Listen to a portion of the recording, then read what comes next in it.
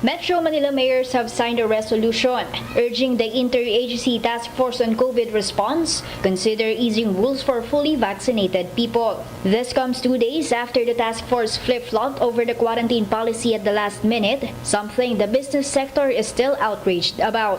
The abrupt changes of the community quarantine isn't helping us at all. We also appeal to allow the vaccinated population more freedom to work and consume so as to help the economy going even under GCQ. The restaurant group says many of its members have closed shop for good in the last 18 months and losses are piling up. Losses nationally is about 1 billion a week.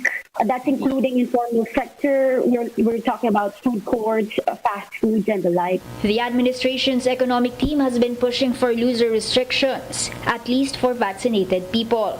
But although Finance Secretary Sonny Dominguez is part of the IATF, he says he's sometimes a lonely voice in the group. Sometimes in the IATF, we are a lonely voice of trying to convince people that the idea of lockdowns entire community.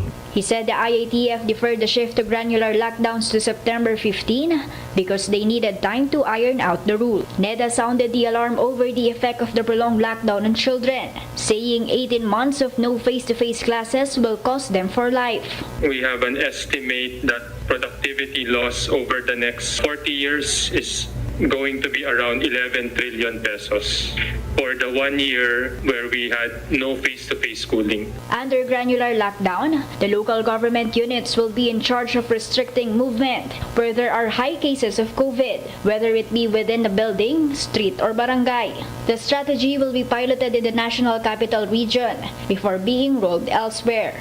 I'm Pamela Vasquez and we are One News.